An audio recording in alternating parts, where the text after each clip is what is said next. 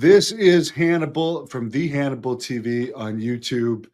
My friend James from the Engaging the Phenomenon podcast has done 2 interviews with Jim Semivan, from former CIA operative. Put his picture up here. This is some highlights from his second interview. For anyone that doesn't know, Semivan worked for the Central Intelligence Agency for 25 years. After his retirement in 2007, he co-founded To the Stars Academy of Arts and Science with Tom DeLonge. Lou Elizondo was also in there for a while. His work at To the Stars Academy involved exploring topics like UFOs, science, and consciousness. He's been involved in various discussions and interviews regarding UFOs and non-human intelligence, often sharing his perspective based on his background in the government and direct experiences. In this video, these are highlights from the 3-hour video, where I will put the link to the description of the 3-hour video. He talks about his NHI quote unquote abduction experience. He talks a lot about the secrecy of UFOs and aliens. Could it be some type of an agreement that the non-human intelligent have with the government? Why it hasn't been disclosed? Discusses the abilities that NHI have.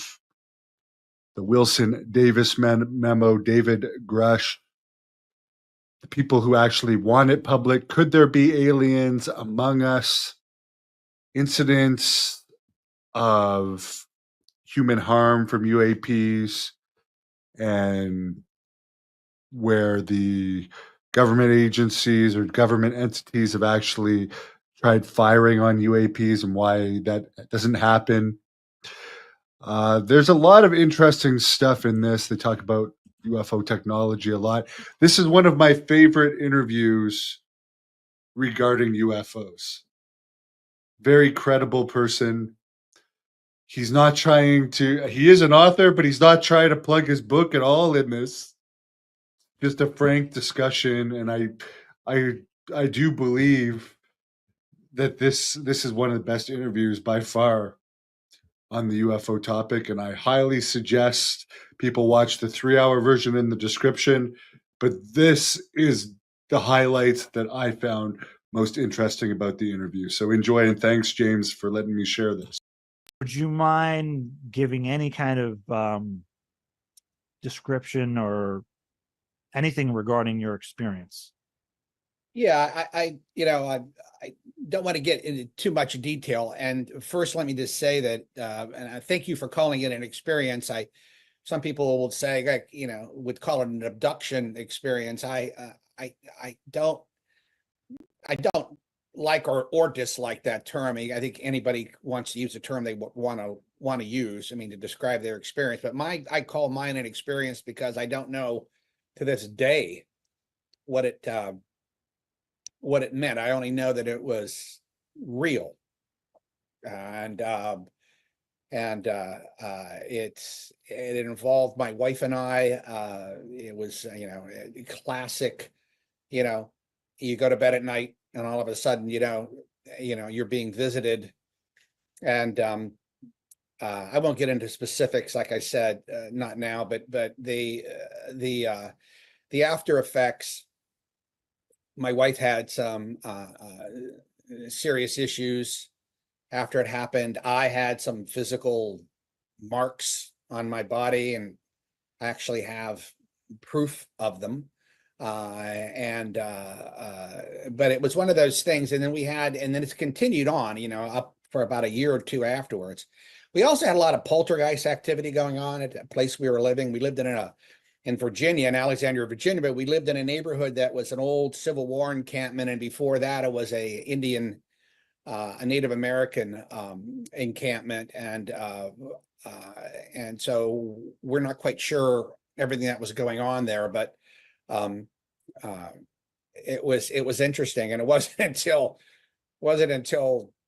gosh, 2013, 2014 that, and we had what Robert Hastings, the guy who wrote UFOs and Nukes. Robert's a great guy, and he calls it the meh response, right? You have this thing happen to you, and it just really alters everything. And then it's sort of like, you're involved in it, and you're really wild about it for like a day or two. Then you go, meh, like, what are you going to do with it? Where do you put it? And you know, who do you talk to? But it wasn't until 2014 when I ran into John Alexander at a conference. Didn't have anything to do with UFOs or anything like that, but I ran into him, and he interviewed my wife and I, and then they got in touch with Lou's program and some other people, and next thing you know, we became heavily involved in this, and our blood was taken, medical records, DNA, and everything like that, and we're still part of this cohort group that's being studied. That's pretty much what I'll go into. Just one more question about that, and Sure. then we're going to move on. Were there different types of entities? Yeah, they weren't grays. Let's put it that way. I didn't know what they were. I mean, I can describe them. I'm not going to describe them, but when I did describe them to certain people, I better not name them because they may not want to be named. But okay, yeah, it was at CIA headquarters, and I was asked to, get a conference room for about, around 6-7 hours. I thought that was unusual, and I didn't know the people who were coming, and but they had as many clearances as I had, and they had a no escort badge, so that's highly unusual. So they came in. I met them at the door of the agency, and we walked into a conference room, and we stayed there for like 6-7 hours, and they proceeded to scare the living hell out of me, and they did. It altered my life completely. But it wasn't then. It was then, I described to them in much more detail, and then one of them basically said, "Oh, you ran into the," and then he gave me the name, and I had never heard of that before, because in the intervening years, this happened around 93, maybe 92, 93. But intervening years between then and 2014, I think is when this happened. In between those years, I had read quite a bit about UAP and UFO and experiences and contact experiences. So I was familiar with the literature, but I was not familiar with this particular piece of information that was divulged.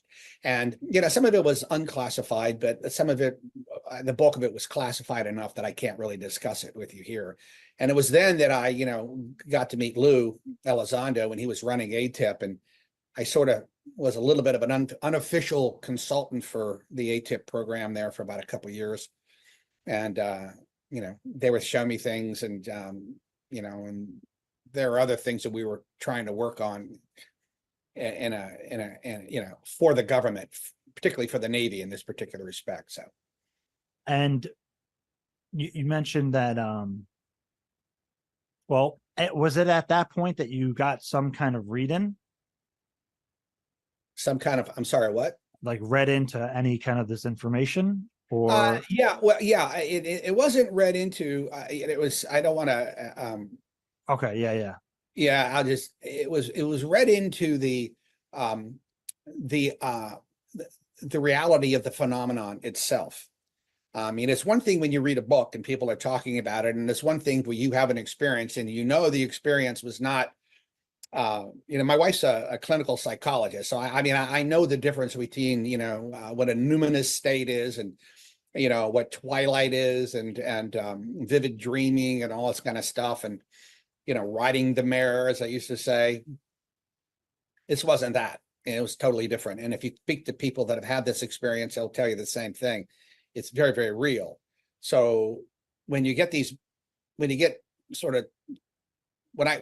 people spoke to me about it, they said, "Oh yeah, this stuff's real, and let me tell you more about it." And then and this is all scientific. These people were scientists, right, of the highest order, and associated with government and defense contractors. So now it wasn't until later on that I sort of pieced together, and I really don't want to get into that at all, about how I learned about the real program, the backbone program that's been going on for quite a while.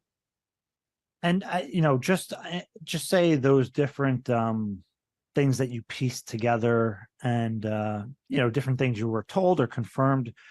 Was any of it did any of it seem like it could be potentially positive or opportunistic, or is your sense of everything that you learned concerning? I would say I'm generally a very optimistic guy. I mean, I don't. I mean, people always talk about, is the phenomenon, or these NHI, non-human intelligences, or are they in any way or shape or form an existential threat to the human race? And I would have to say no, only because they've been around for so long, and if they wanted to do anything, they would have done it already. The second thing is,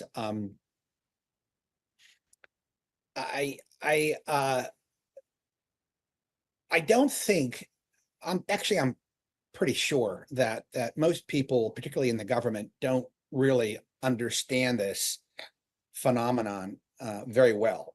They know it's real, and they know that it has an intention, but they're not sure what the intention is. Why the communication? Why things happen the way they happen? They have a decent idea of their capabilities, but when I say that, I mean, there's a it's like a superficial understanding of both their intentions and their capabilities. They don't know the full capabilities. They don't know the real intention. So you sort of look at that, and what do you do? I remember when Lou was starting to talk about, when Lou was with To the Stars, Lou talked about, national security issues with that. And he was right, absolutely right. I mean, when you're in the intelligence business, your first order of business is protecting, the government and protecting the United States. And you have to be 100% sure that whatever you're dealing with is not a threat. And you have to find that out first. And once you find out that it is or is not a threat, you take the appropriate action.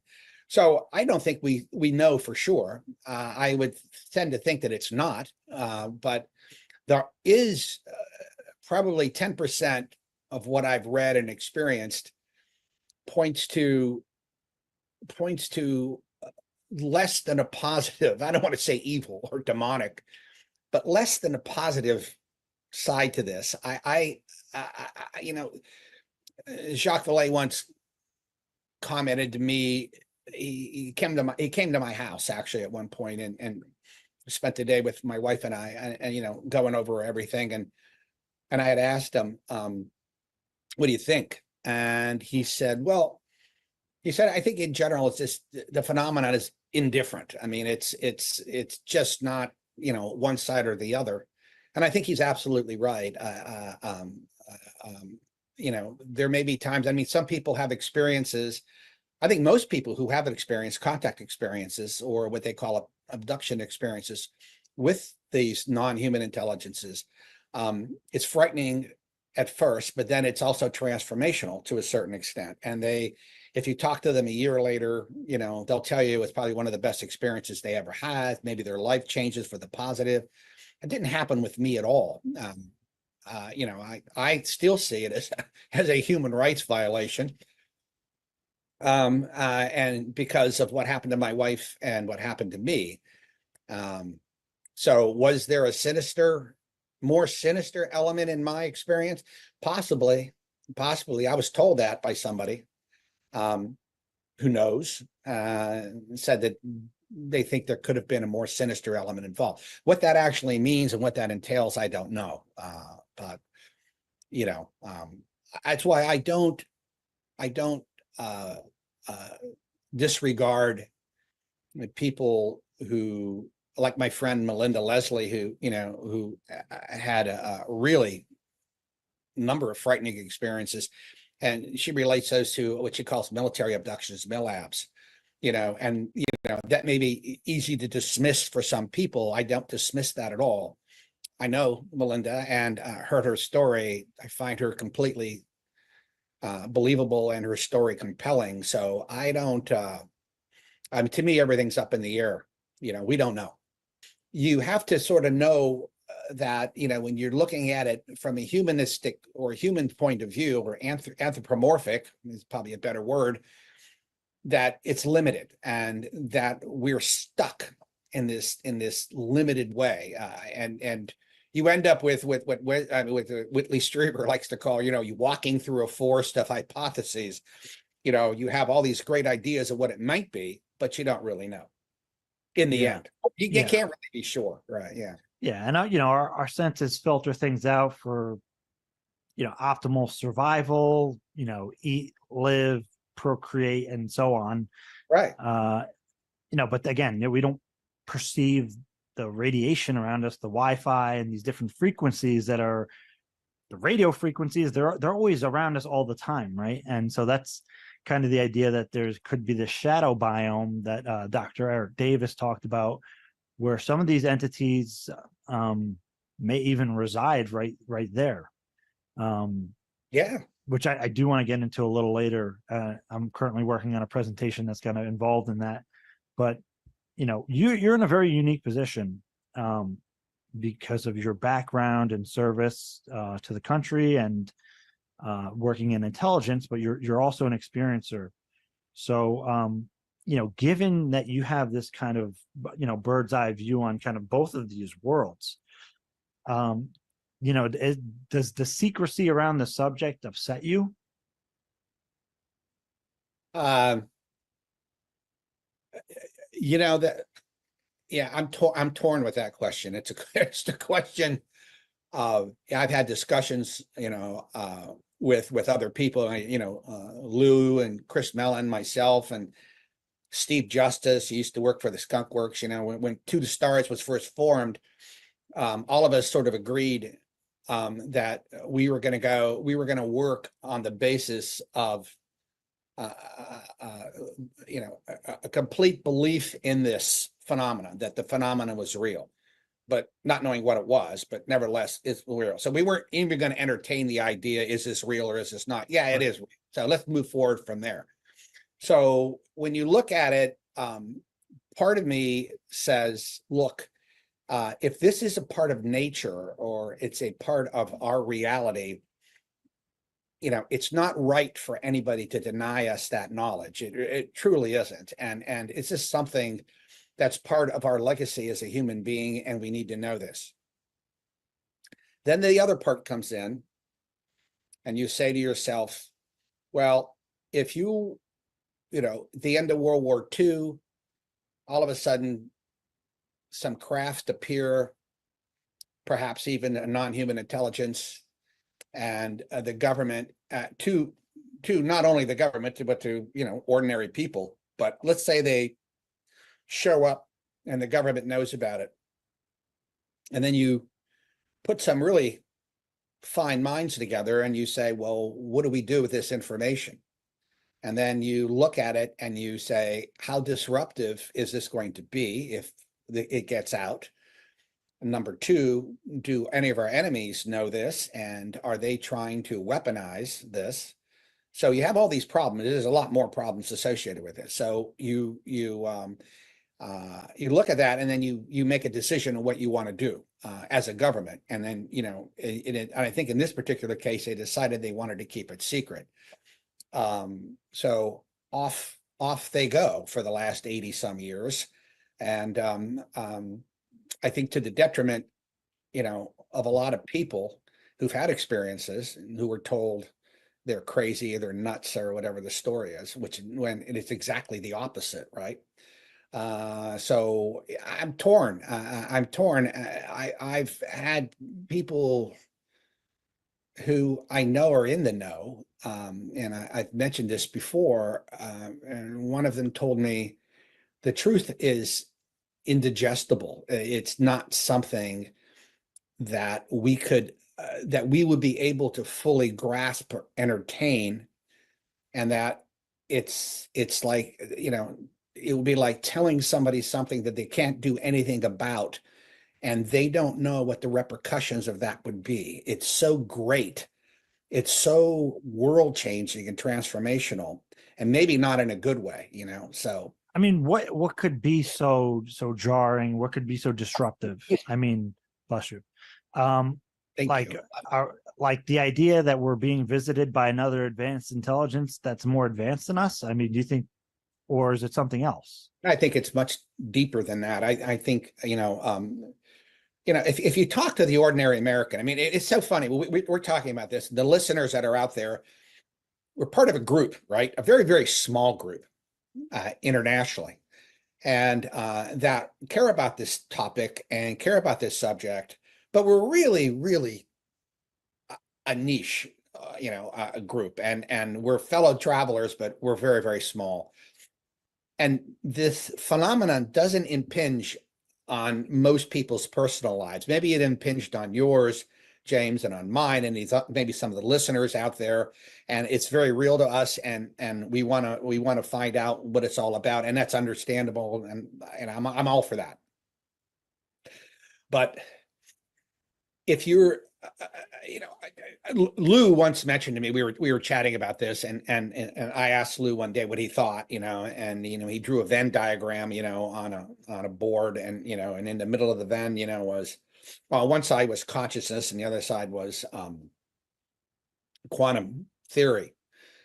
And the shaded part in the middle, he said, that's probably where this is. And when you think about that, what are the two things we really don't know all that much about, or that, could be extraordinarily scary? And consciousness, is it local or is it, non-local? If it's not local, not produced by the brain or the body or the mind, it really means that there is a universal consciousness that we're part of, that we're tapping into. Quantum theory, in the very early days of quantum theory in the 20s and 30s, most of the people who grasped what it actually meant was, that we're immaterial, that we're basically an illusion, and that atoms in general, we've come to find this to be true, are just basically invisible. There's no matter there, and that that we're just energy forms. Well, think about that for a second. If that's the case, how would the president describe that? How would the president go on national television and say, maybe he tried to do a controlled, and I'm sure, and I know they've thought about this, and I know they thought about ways to do this, and they never can come to any kind of agreement, and they always come to the agreement that it's probably best not to say anything until we have a better understanding. But what the hell do you say? I mean, you come out and you say, there's another presence in the universe which visits us, and we don't understand it, but it's capable of transforming itself into anything it wants to do. It can manipulate matter. It can manipulate the electromagnetic spectrum. It can show us things that may be real or may not be real. It can be real and not real at the same time. I mean, you can just go on and on and on. And then this whole idea of sovereignty comes in, free will comes in, and then you're worried about, will society be able to withstand it? Will, socioeconomically, what will happen? Will things stop religiously? There are so many aspects surrounding this. Now, you look at that and you say, and it's easy to blame the government and say, well, still we need to know. And I understand that. I'm actually on the side that we really need to know, no matter what happens. But once you state the fact, there's no going back. There's just like all this stuff with that came out, and Congress is now involved in it, and we played a very small part in getting those videos out, which sort of cascaded into what's happening now. The Congress is running right smack dab into this same problem. I'm sure people have whispered in some people's ears, do you really want to do this? Do you really want to go out and talk about this publicly?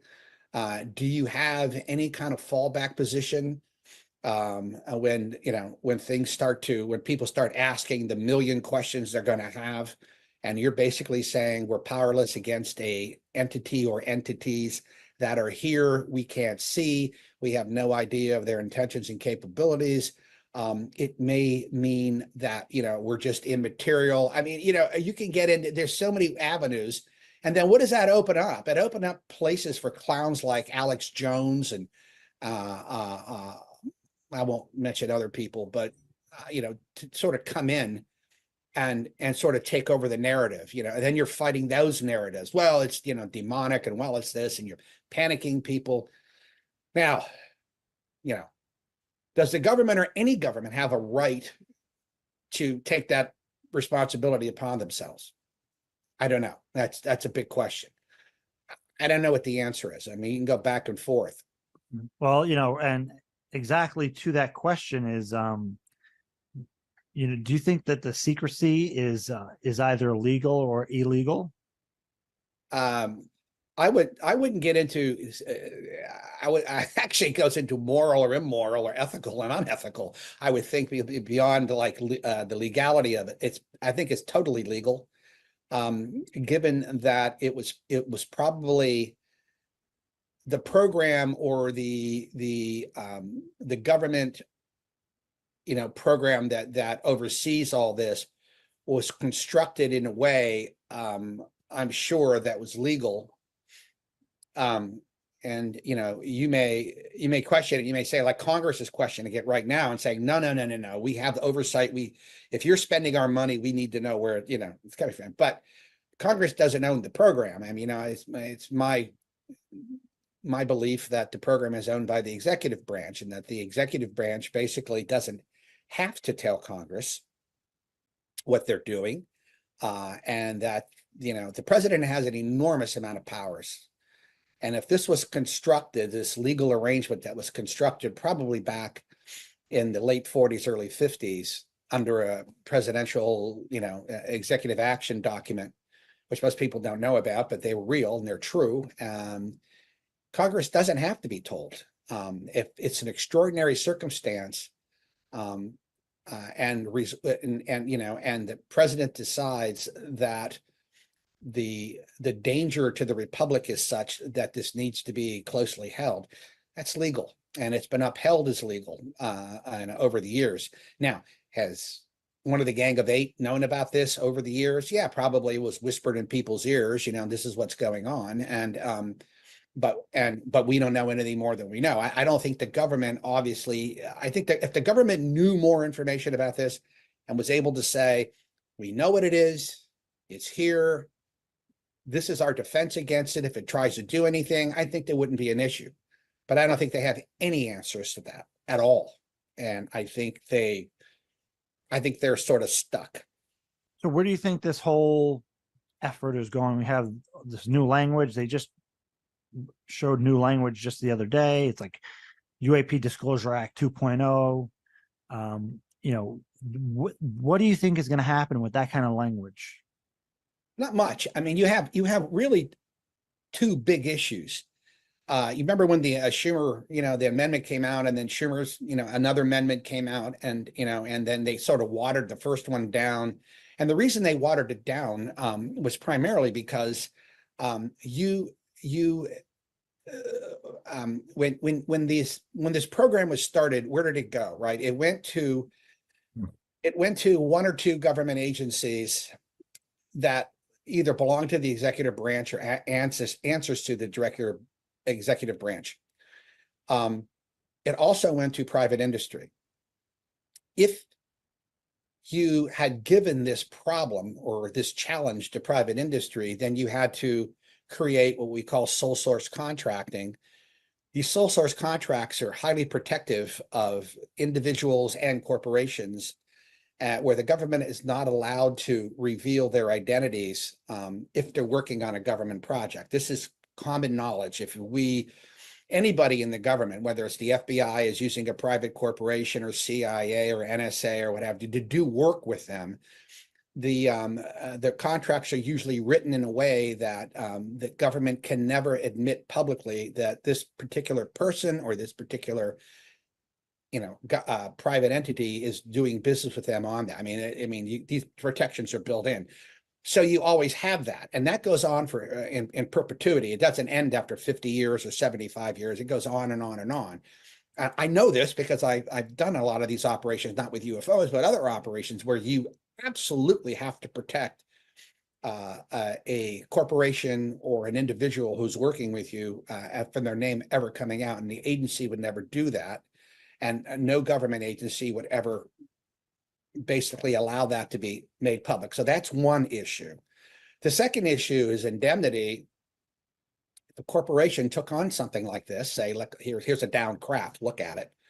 And the corporation said, okay, and, is there any money available? And, the president would say, yeah, we can get you some money, but, the fact that you're working on this, if you pick up any information, it's going to be yours. I mean, we can't hide it from you. You're actually working on it, right? So the company probably putting its own money into it along with the government money. So that gets all mixed up like this. And that makes it even more complicated. So when Congress is now saying, we want to know, where it is, who are the companies, who are the government agencies that are running it, where the program is, you're running into a host of legal problems, and I think that's going to be a monumental battle if it indeed takes place. When Dave Grush talked to Congress, I mean, I'm sure he told them where some of this can be found, who is working behind it, but you notice it hasn't come out. None of that's come out. And the reason why none of it's come out is because it's all TSSCI-TK, right? Top secret, special compartmented information, talent keyhole, which means that, some satellite information was involved in it too. That stuff isn't, most people in Congress aren't read into that level. I mean, most people in Congress are read into the secret level. If you're on the House, Permanent Select Committee on Intelligence, or SISI's, Senate Select Committee on Intelligence, yeah, you're going to have top secret clearances. You may even have a Q, which is, nuclear, but that doesn't mean you have a need to know, everything that's going on, right? And all the particulars. And as I've mentioned this before, Congress can get briefed on these programs, but there are a lot of programs, particularly waived, unacknowledged special access programs, where maybe the Gang of Eight will know about it, but nobody else, or maybe one or two people on the Gang of Eight may know about it, and nobody else. That's at the discretion of the president and the National Security Council, and or the particular agency that's doing it, because the topic may be so sensitive that they can't let that information out. So it's complicated. It's much, much more complicated than Congress is coming out and demanding something. There's a lot more to it than that. Could you just bullet list like some of the things that are not being discussed that are important to the conversation? You don't have to explain why. You can just say this. Well, this. It's a conversation that's been going on now recently, with the power of the presidency, and where that lies. What the president can do, what the president can't do. I remember back when President Trump first became president, he was at a news conference, and he was talking about, you wouldn't believe the powers I have. And he kept going on about it, and the powers I have, well, what I can do. And I think he was absolutely bowled over by what he has the power to do outside of Congress and the judicial branch. In other words, there's this unitary executive theory that's out there, about what the role the president has, particularly in extraordinary circumstances. I don't think anything is more extraordinary and more potentially dangerous than the knowledge that there is a non-human intelligence or intelligences out there that have the capability to read your mind, come into your house, threaten the idea of sovereignty, free will. I mean, you've had an experience, what that's like. And you don't even know, it's like me, it's real. Yeah, I know, I believe it's real, but was it real? Don't know. I remember Hal talking to me about this, Hal Putoff. He was involved in one of these, Think tanks. yeah, talking about, whether should we talk about, should we let this out or not out? And his point was, look, in the beginning, almost everybody agreed that we should let this out. And he said, and after a day or two of writing, putting all the reasoning down, he said, we all decided unanimously, no, can't do it. And I think it's one of those things that you can never be ready for. It's, baptism by fire. I hate to say that, but you can always find a reason why to procrastinate, even as an individual on an individual level with, doing something that seems risky or scary, but it's inevitable. So you have to take the plunge eventually. And yeah, I mean, I understand both sides too, right? Yeah, well, I mean, look at it this way. Let's just say you're growing up and you find out that the person you thought, was your father wasn't your father, right? And actually it was somebody else. Very, very jarring experience, right? And it's an experience that's going to affect you for the rest of your life. Just like any kind of traumatic experience that happens to you. Now that's on one level, right? Think about something that's 1,000 times or 1,000,000 times more startling than that, particularly one that has an element of possible extinction or possible that you have no control over. I mean, you have control over this. You can go, you can take cognitive behavioral therapy. You can have chats with everybody. You can get support groups, talk about it. It's understandable, right? It's an understandable predicament. But what if somebody told you, that, forget about your dad, who's your real dad? Meet Xenon and, Pericles over here from another dimension and let them tell you about, who you really are. And oh, by the way, you don't really exist because you're all just intentional pieces of consciousness. And, seriously, when you get down to that, how do people grasp that? I couldn't grasp.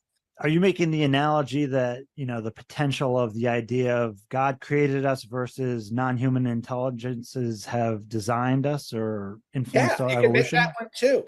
I mean, do you throw religion out the window? I mean, I always get a big kick out of the Catholic Church. I was born and raised Catholic. I'm not Catholic anymore.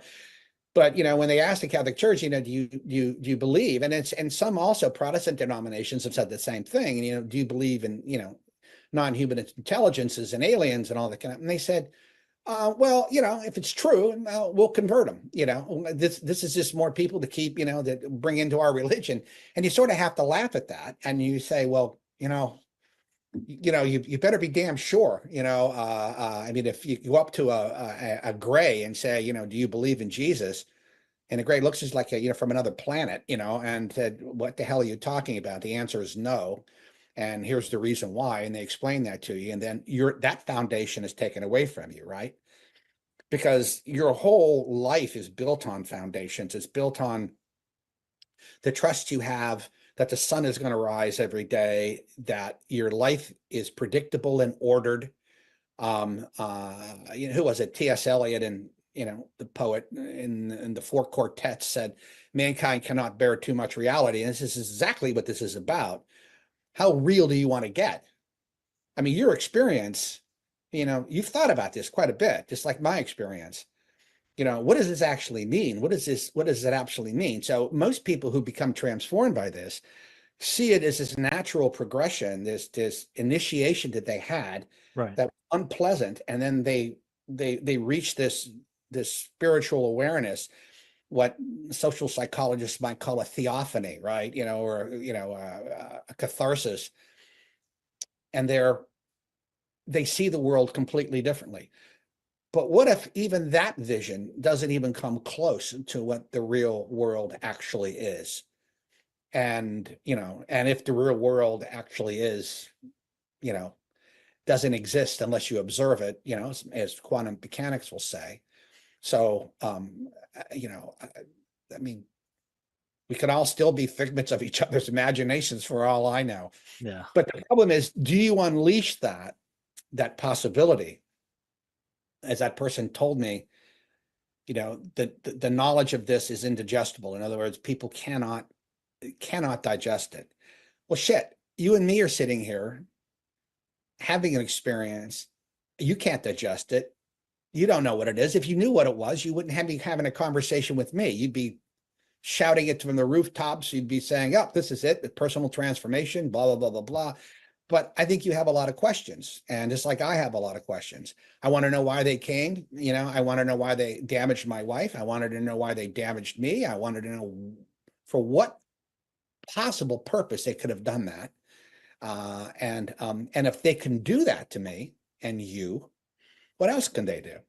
What can they do to everybody else? Yeah. And we're going to shift gears after this question a bit, because there's so much I want to discuss with you. But do you think that the phenomenon or phenomena, however you want to look at it, are the architects of the secrecy? It's something. The answer, I don't know, but the within certain circles now, that's the discussion, is that the government may be being prevented from discussing this, or being told not to do that. One of the things I brought up before, I was on a podcast not too long ago. I think I went to the Stars podcast, and I said, well, what if the phenomena? I mean, the phenomena doesn't do anything, right? It just shows itself whenever the hell it wants to. It's completely unpredictable. It tells you what it tells you, doesn't give you any proof of anything.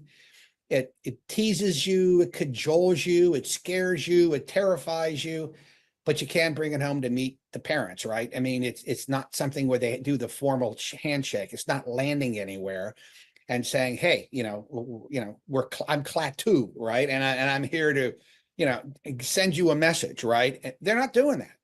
It's not doing that. And you have to ask yourself, why isn't that happening? And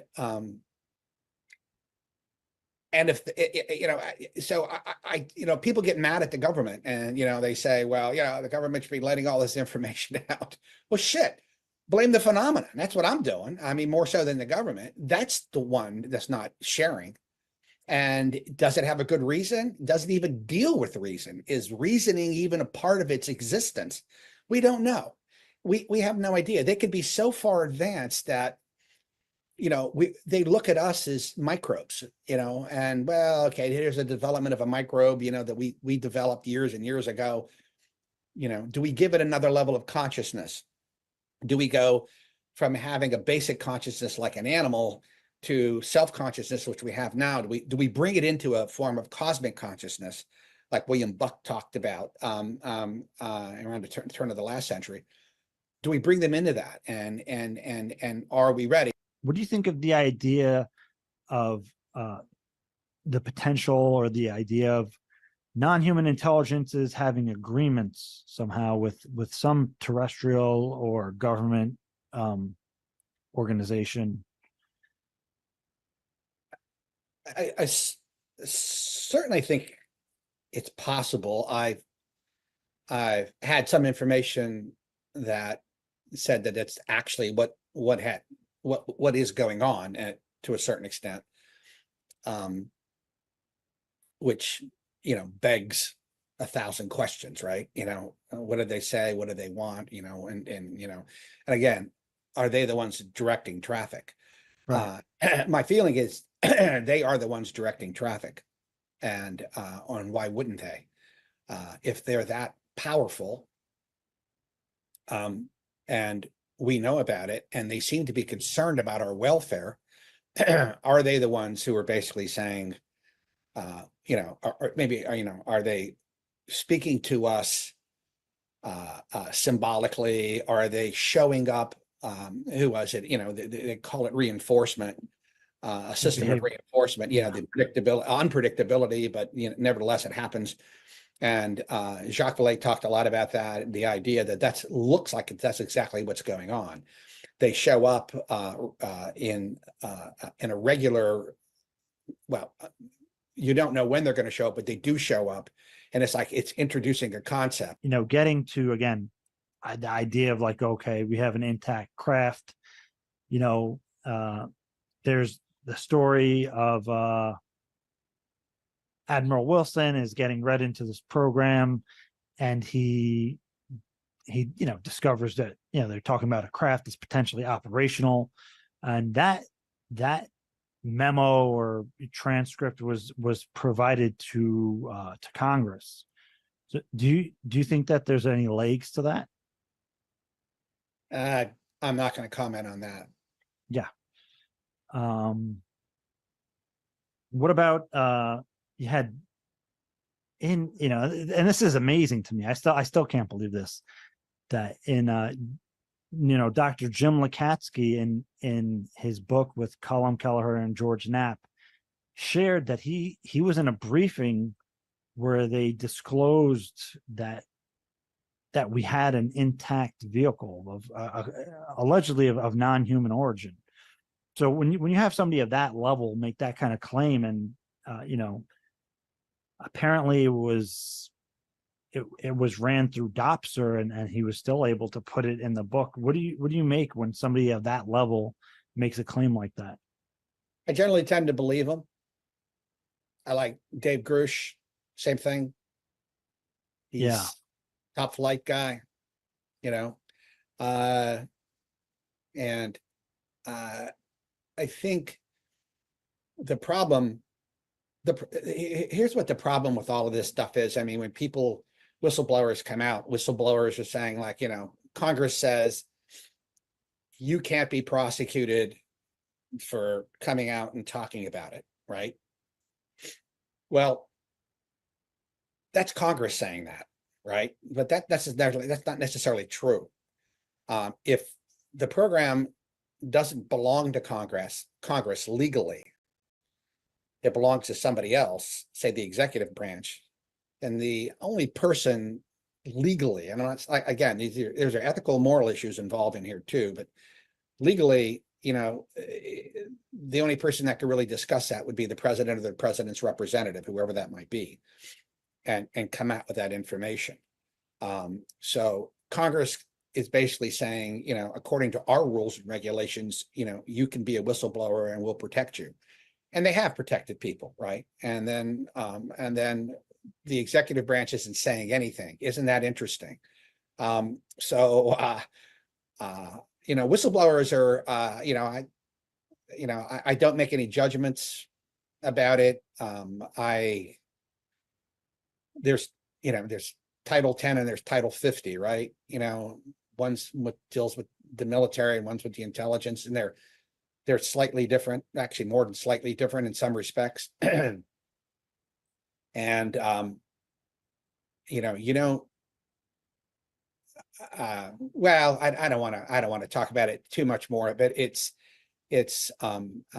when credible people come out and say things, you know, fine. But you notice, like when David, you know, what David said it, you know, he followed the rules. He said it to the inspector general, and it was all TS, top secret stuff, code worded and everything like that. So he kept it that way. And you notice Dave isn't on television, or he isn't on thing, you know, saying, oh, it's here, it's there, and this, and he knows. I mean, you know, like, this is where everything is. He told Congress, but he didn't, I'm sure he didn't even tell Congress everything, because he knows the system and how it works. So, and as far as downcraft and everything like that, you know, if you ask me, do I believe that? Absolutely. what do you make of the claims that David Grush made, saying that, you know, people have potentially died to keep this secret, that there's been retaliation against individuals who spoke out of terms in regard to the program. I mean, would and can, the program do such things if they, Yes and no. Yes, in the sense that if the program was, and I believe it was, I mean, I see if it was done under a presidential executive action document, the president then says to an agency or entity in government, you run this. And by the way, you're running it through these rules. And these are the guidelines. And that entity is then given extraordinary powers by the president to prevent this thing being leaked. For instance, somebody once asked somebody, flat out, is this program exist? And the person just said, absolutely not. Well, as it stands, under certain restrictions, particularly regarding unacknowledged, waived unacknowledged special access programs, that's the response you're supposed to give. Nope, doesn't even exist. You don't say no comment. right.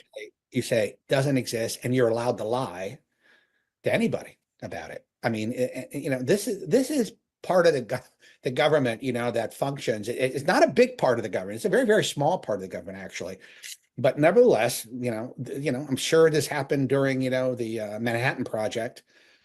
So did people, were they retaliated against? I'm sure, absolutely. They were retaliated against in some form or fashion. Dave was, I mean, it was against Dave. Dave might have been more of an institutional retaliation. I don't know. I mean, I don't know all the full details about that, but it's not, I mean, once you go against that's why I'm very careful. It's like, I'm retired and everything like that, but but you have to be respectful also of the rules and the regulations to a certain extent. So, in David's case, I think there were extenuating circumstances, and he chose the path he chose, and I think he definitely moved the ball forward, no question about it. But you notice, what he says and what he doesn't say. He's an extremely bright guy. I mean, really bright guy, and he knows the territory, and he knows essentially what to say and what not to say. Yeah. And I think David alluded to a few instances that weren't institutional, in the sense where some people had entered his home on 2 different occasions or something. I don't know of course, I don't know the details of that, but I think he made reference to that. So that seems. Oh yeah, I wouldn't, absolutely, that I'm sure that would be part of that. If you are a government employee with a top secret clearance, particularly a top secret clearance, and David had all the damn clearances. Right. I mean, Yeah.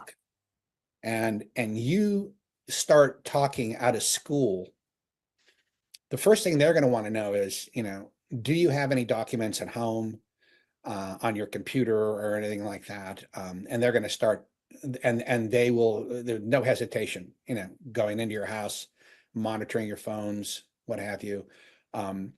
Interestingly, and this happens all the time, and it may not even have been the US government. It could have been another foreign intelligence agency doing this. When TTS was first started and we started talking about this, our computers got compromised. And and we sort of have an idea who compromised them, and it wasn't the US. Yeah. And so yeah, I mean, have my phones been tapped? I wouldn't put it past them. I could care less, to be honest with you. If my home been broken into, I don't know, could care less. I don't have any classified data here, and I don't talk about classified information. I touch the border sometimes of some of this stuff, but I always like to make it, and I say, look, this is my opinion. I'm not speaking for anybody. But I'm a little bit different. I had an experience, so I don't want the government telling me I didn't have it. I don't want the government telling me to shut up about it. You know, it's my goddamn business. It's nobody else's business. And if I want to talk about it, I'll talk about it. And if I want to talk about what I've read and what I know, I'm going to do it. But I'm not going to let classified information out. I don't have the right to do that. I Right. signed an agreement, and that won't happen. When in regards to the program, I mean, it sounds like, I guess people call it the program, the UFO legacy programs. Do you think there's people within those programs that they want this information public? Yeah, I mean, Not the details of the technical stuff. Right? I'm sure, absolutely. I mean, when there was the term that Jacques Vallée coined.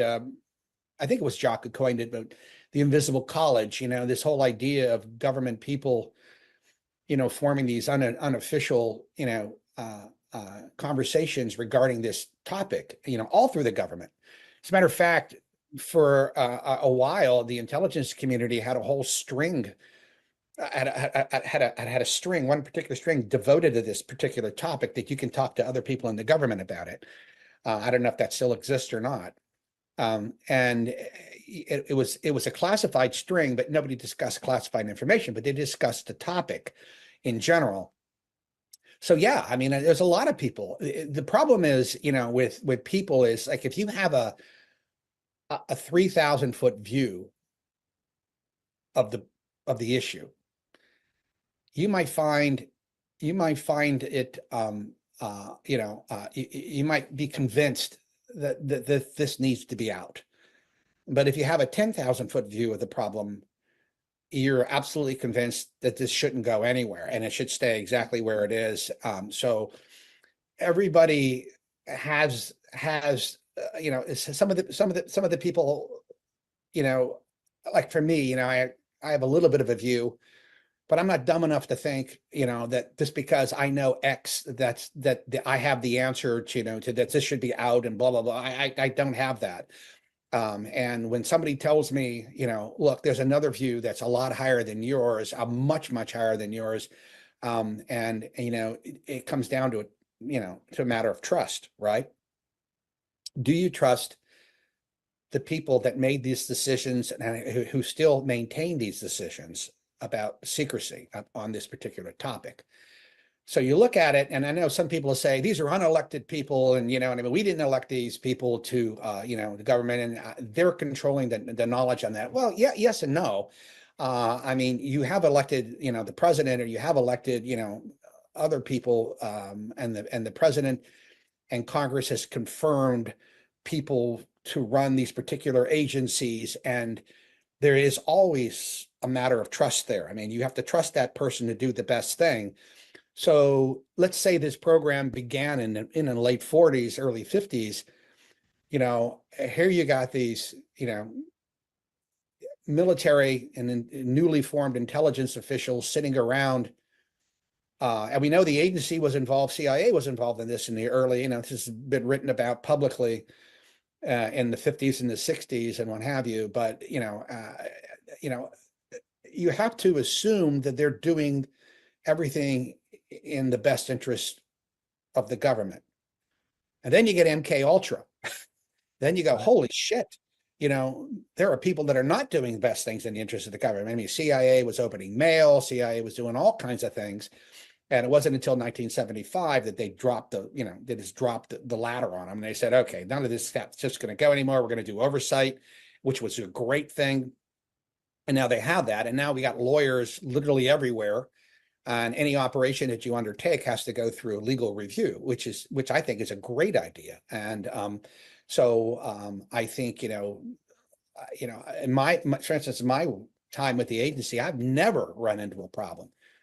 I ran into some stupid ass, things they were thinking of doing. It wasn't necessarily them, but other people, that they wanted to do that. And they wanted the agency to, go along with it. And the agency sometimes would fight it and sometimes would go along with it. But you would look at that and you go, well, those are decisions, that somebody's going to have to make, and there's no clear answer that you're going to try it. And I think that's what happened with Snowden. And I'm not going to get into too much on Snowden, but Snowden looked at one thing that was going on. And I sort of agreed with him on that. I sort of said, yeah, I don't think that was a good idea. But what Snowden did, instead of taking that one little piece and going to Congress with it, or going to the Inspector General with it and saying, I don't agree with that, and he did go to some of his management, but I think they told him, well, it's not, you're a GS 12 or 13. It's not your call, it's the call of somebody else to do that.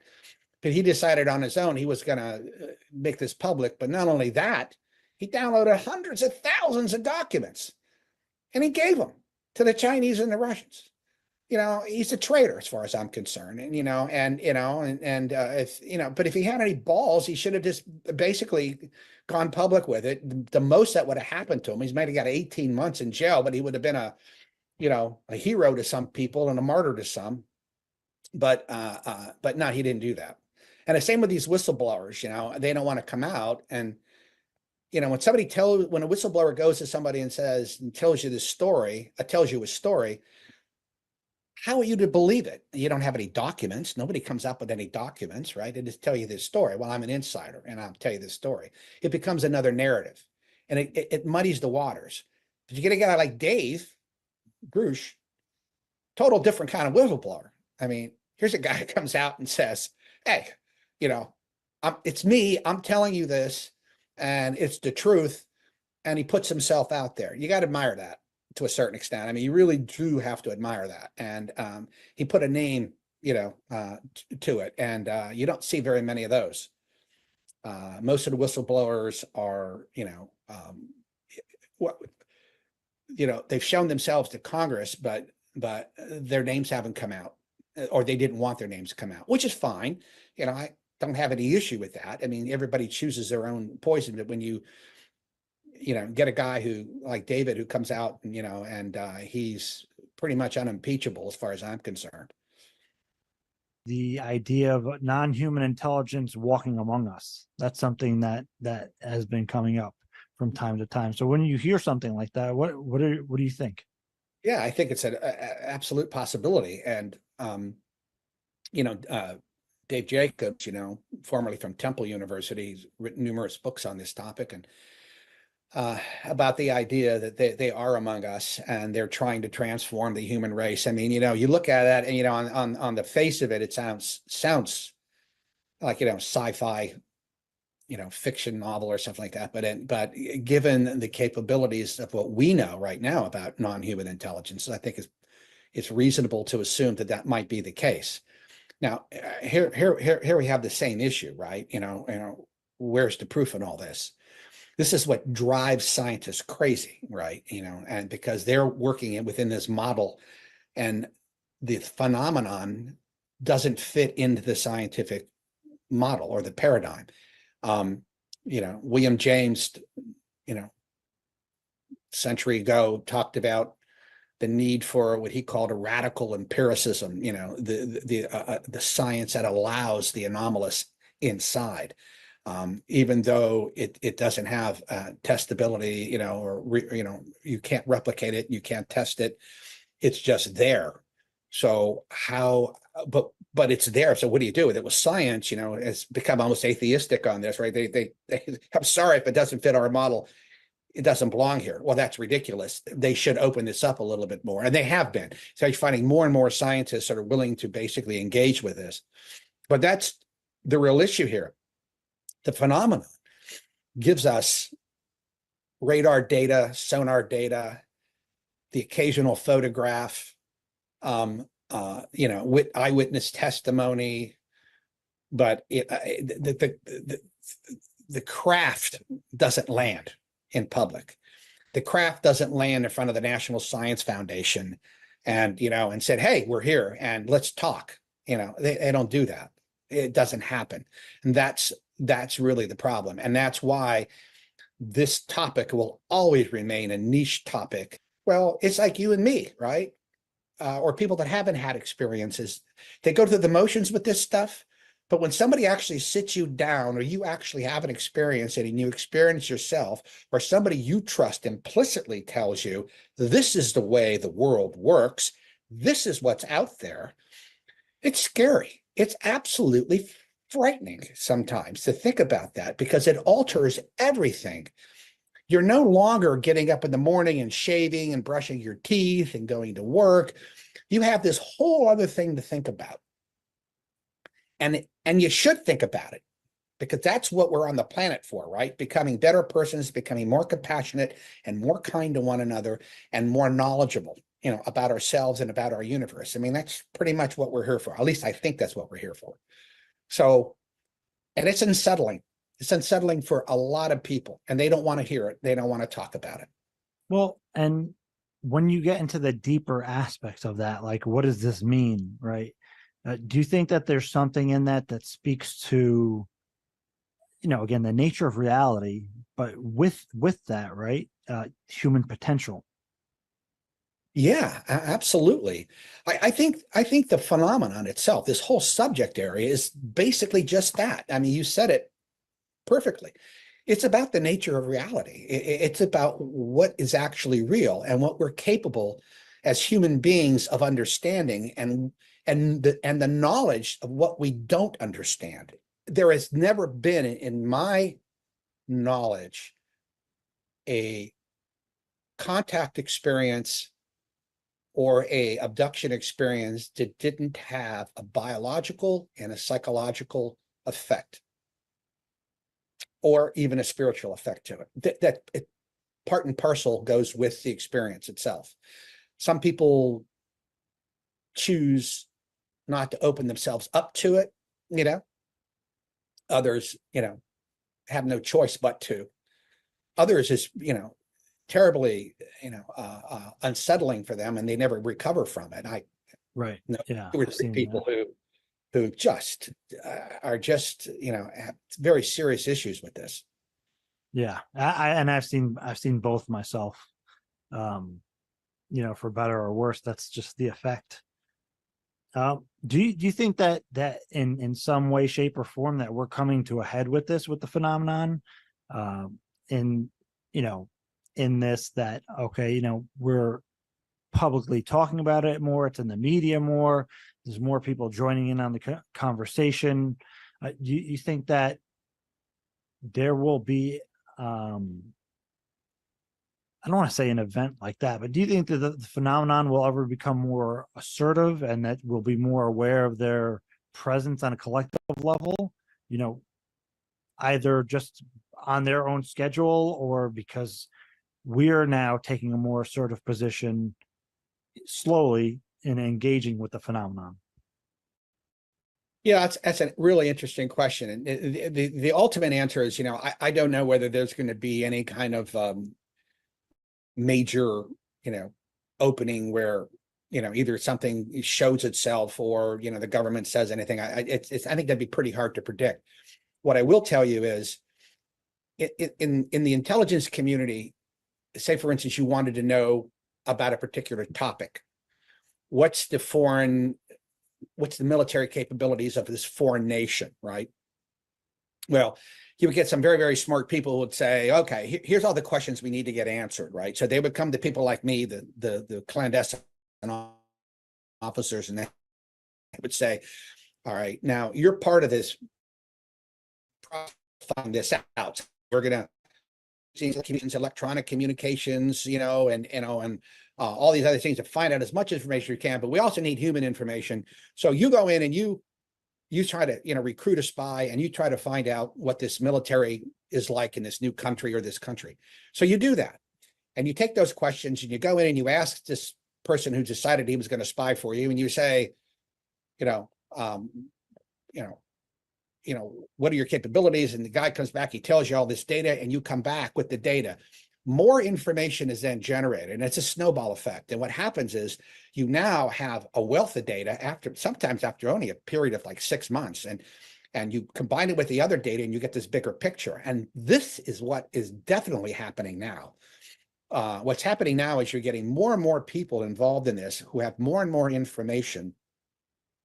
And as all of this stuff, gets combined together, and you have more, particularly more scientists and more social scientists involved in this, more papers being produced, more conversations, and it's a fascinating topic.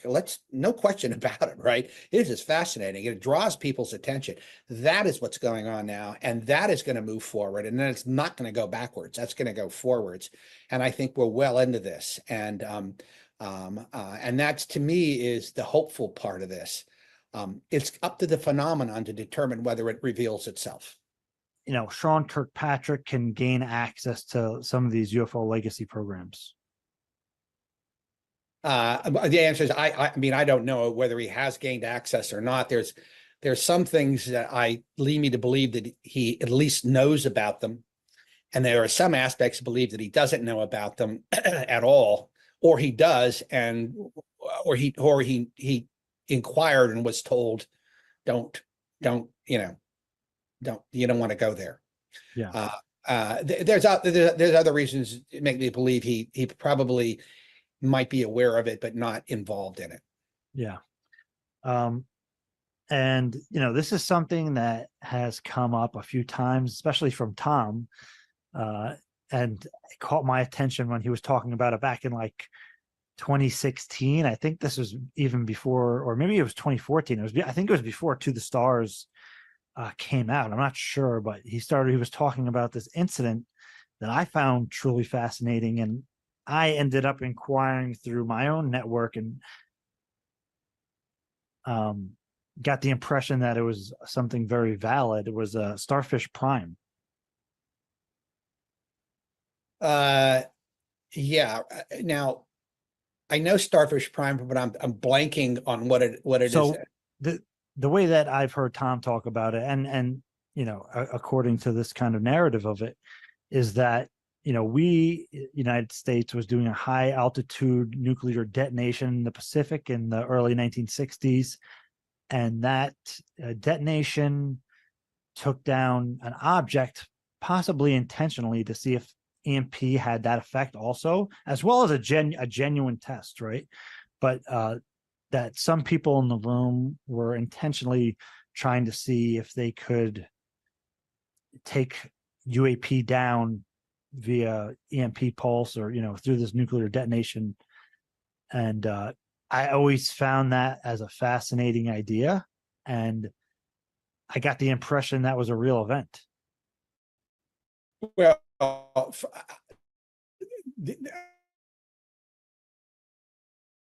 I don't know. I mean, I know we did a lot of those names. Now I recall story, but one of the things that the U.S. in particular has learned, and I think the Russians to a large extent also, is you don't try to shoot them down. I mean, you don't deliberately try to cause damage to UAP. Yeah. I mean, what reason would you want to do it? I mean, the idea is they're in our airspace, right? But what if we're in their airspace? I mean, you don't have that, and none of these things have ever fired weapons at anybody, right? As far as I know, they haven't, and they've always been, avoidant. You said that they learned that they shouldn't do that? Yeah. How did they learn? They had incidents where they've gone after UAPs and fired on them, and they realized that what they were doing wasn't working, and that it was detrimental, and that some pilots are they don't they're jockeys, right? I mean, these guys they'll push it, and sometimes they push it too far, and I think a couple pilots died not because the UFO did anything, but because they pushed their craft beyond equipment. Yeah. So and in all honesty, I mean, if you have a craft that can go like a tic tac from 80,000 feet to 50 feet above the water in 0.78 seconds, and you have no clue what its capabilities are you really going to fire on it? You think Dave Fravor would have fired on it? Hell no, he wouldn't have fired on it. He was more interested in what it was. How do you think it is that we come into possession of some of these crafts then? There are my understanding is that some craft crashed during an electrical storm was one. Another one was a test that was being done and inadvertently flew through that and screwed them up somehow. There's also a feeling that they deliberately do that. Don't forget, these little beings that come out of them are probably, biological robots, Right. They deliberately crash. yeah, to basically, it's almost like the abduction experience, right? What's the purpose of the abduction experience? Right. Well, it seems like it's, well, to give you a transformative experience, right? Well, if you have a craft that lands and you have 3 dead bodies or 5 dead bodies laying out there, and or maybe 1 live one, and you see a craft and you grab the craft and you take it back to wherever you take it back to, and you put your hands on it and you look inside and you realize, oh, this is so far beyond our ken. This is so far beyond anything that we even dreamt of in our technology. And that's transformative. That's transformative on a very, very real level. But why would they do that? I don't know. I mean, it's like it's like a tiger, right, in a forest or in a jungle, and we shoot the tiger, right, and he sees us, and we shoot him, and and he goes down, and we go over there and put something in his ear, and and I'm sure the tiger isn't sitting there, self-reflecting. The tiger has no clue what happened to him. He just knows that something happened to him, but he goes on with his life or her life, and off they go. Well, the same with us. I mean, why did you have your experience? I mean, I'm sure you've thought about that. All the time. Why did they do it to you? Why did they do it to you? And anybody in your family have experiences like that before? Was there some kind of a genetic point to all of this? I remember, my mother having, she was considered sort of a psychic, in her own way, typical Italian, Southern Italian kind of thing. And my mother knew things, and she just knew things, and she would have conversations, with dead people. So it was like, holy shit, in Italian, I might add. And then my wife's mother, same thing. When she was a little girl, they used to find her staring at the skies, and she always said she had a baby up there. Well, I mean, this is back in the 30s and 40s. I mean, who knows? I mean, and there's a little bit of Cherokee blood in my wife's side of her family. The Cherokee had a very robust cosmology, just like all religions and spiritual beliefs have this sky gods, right, coming down, visiting us. The Native Americans call us the star people. What do you think of the idea that we're potentially in some kind of non-human intelligence proxy war, that there's a number of these different non-human intelligences that are engaging with us, and we're kind of in the middle of that? I don't know. And is it a possibility? Maybe. People always talk about that. Here's what the problem is. A lot of this information comes from people, right, who experience it, right? Yeah. And they're being told this, right, by the non-human intelligences. Oh, we're here, but there's also the blue avians and all whites and the Nordics. And then they also see different entities. Like the entities I saw, highly unusual. It's only happened twice in history that other people have seen these particular types of entities. And then you have people that run in, like Chris Bledsoe's entities. Wow, I mean, that wasn't a tall white, but they were like translucent beings with big red eyes, and then you get the Nordics, and you get all this, the grays, the small grays, the big grays, what Whitley calls the kobolds, with the small little nasty looking things. And so I don't know. I mean, but these are people who see these things. So the front page of Passport to Magonia, the cover book, the latest edition has that, Jock put the mask in front of the mask in front of the mask. So you don't really know what you're getting. Well, and I love it. I have one of the 300 signed copies, the limited edition one. I do too. Yeah. Right. Yeah. And the caveat to that, the new cover that was originally there but was taken out because I guess they didn't it was too weird or whatever, is that there's like a shadow hand that's behind all of that. You know, it's like the more meta kind of aspect of like, is one vast intelligence masquerading as all of them. Yeah. I mean, when you read, like, for instance, what's this guy's book? I met him too. The neuroscientist who had the near-death experience. Eben Alexander? Eben Alexander, right? Yeah. I mean, my wife had lunch with him, and we went to see him a couple of times, and we had asked him, were aliens, did you see aliens? He said, oh, yeah. Yeah.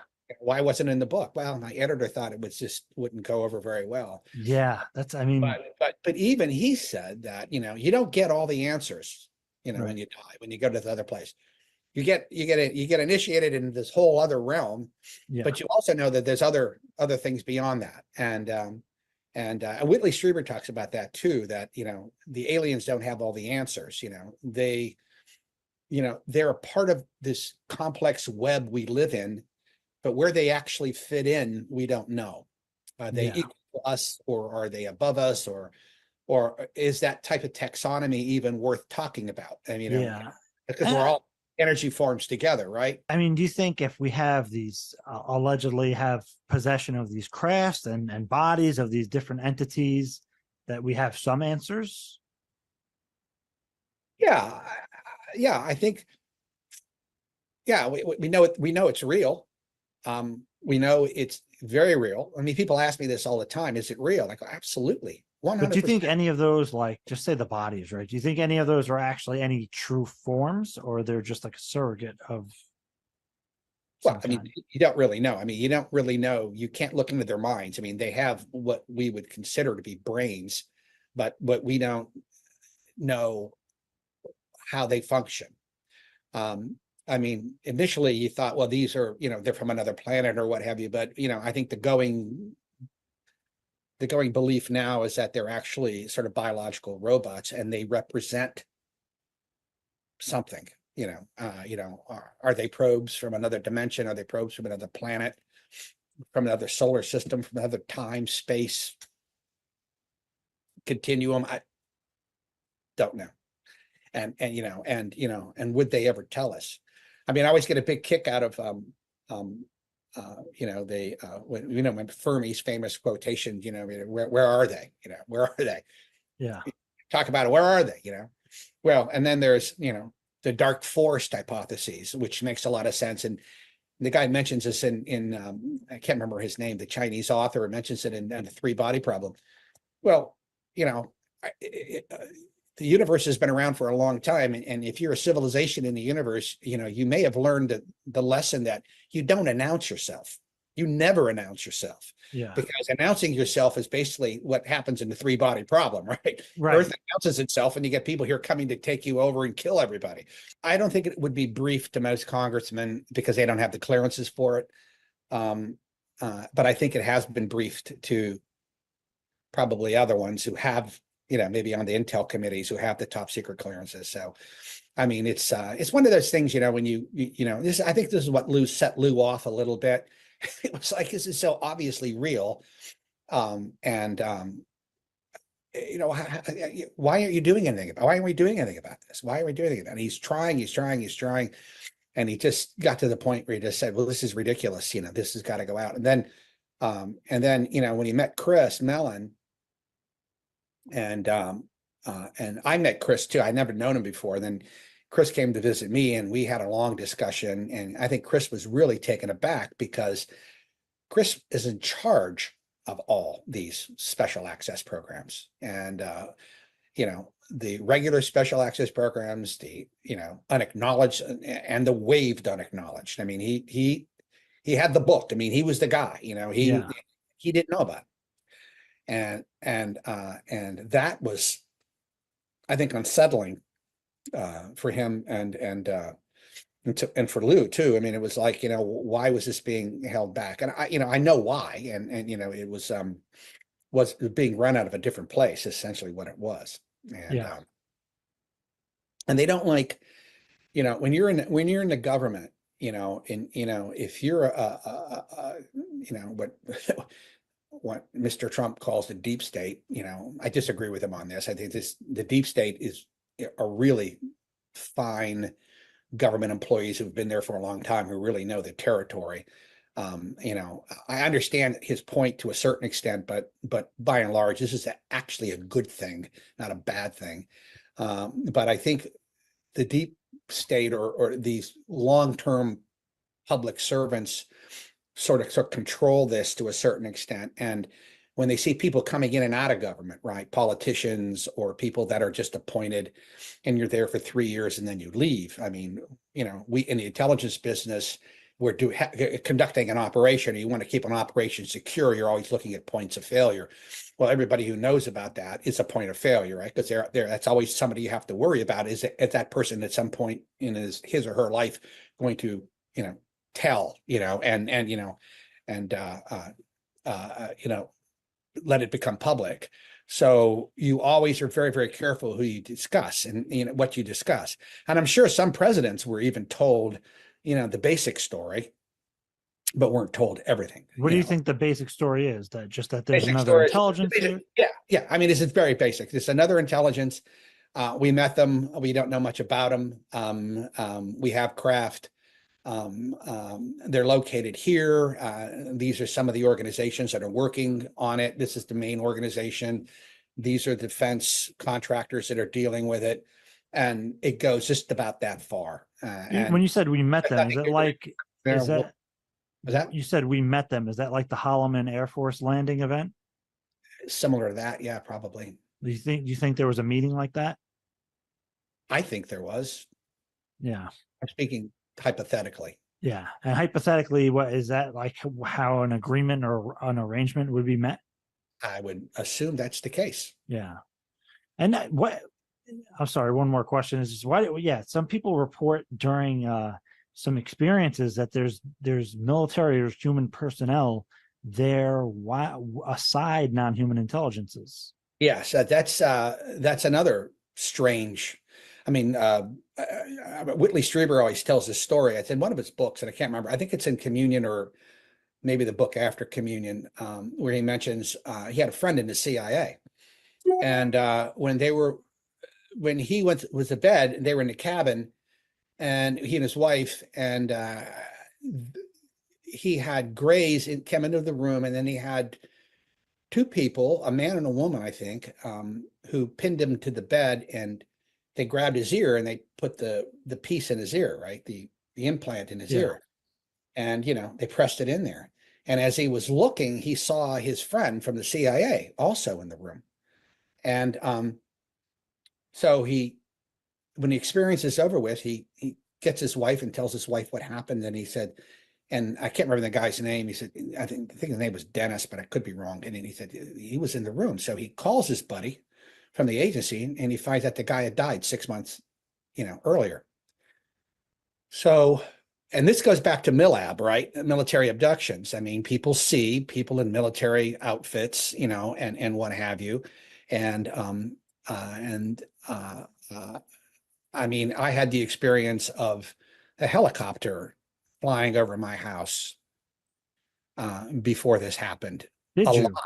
Yes. Now, you know, I also had Fort Belvoir 5 miles down the road, but what was strange was I couldn't see the helicopter at all. I mean, it was loud, and none of my neighbors even heard it. Yeah. But it was so damn loud. I mean, how could you not hear it? Nobody else heard it. Yeah, because Terry Lovelace also, you know, Terry Lovelace described seeing humans during his experience. Yeah. And what was interesting about that was that it was by an Air Force base. Yeah. I mean, but you have this apparent alleged non-human craft, and he has this experience with one of his buddies, and they both had the experience, and they tried to separate them, or they did separate them after the experience, and the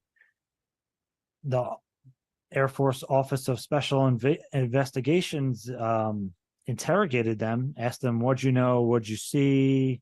And they seemed to be aware of his contact event somehow. Yeah. Yeah. I mean, AFOSI, you know, they have a special branch associated with them too. And I think that's probably where a lot of this stuff lies. But you know, any intelligence organization is going to try to gather as much intelligence on something they don't understand because they have to get their hands around it, right? And there's a paucity of information regarding this topic. So if you have somebody, you run into somebody, particularly if they work in the same organization you have, I mean, you're going to go out of your way to grab this person and say, what did you experience? Exactly what happened. And then you're going to tell them to shut the hell up about it because all you're going to do is cause trouble, right? And I mean, because somebody finds out on the outside, a newspaper reporter's going to be here. We have no answers.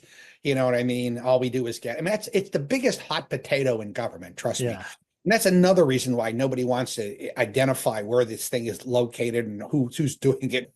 I know some of my friends who are heavily involved in this, you know, former government types, but they won't get into the abduction thing and they won't talk about that because that's almost too woo-woo, you know. And I get it. I get it. I mean, it's like you don't want to overwhelm people, you know. You don't want to, you know, say, hey, you know, there's intelligence life out there, and yeah, we have downcraft, and yeah, you know, they're here, and you can tell them this basic story, and they can look at you and go, well, you know, the bubble over their head is it might be true, it might not be true, but it doesn't affect me, and I'm going to go home and, you know, and do what I do.